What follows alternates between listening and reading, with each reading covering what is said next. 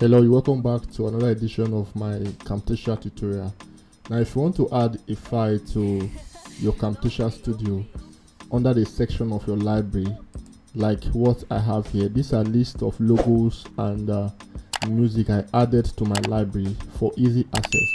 So now if you want to add a similar audio logo as the case may be to your Camtasia, this is what you need to know. Remember to subscribe to this channel. Don't forget to like and share if this video is helpful to you. So now you first of all import the media to your timeline. So you now click on import.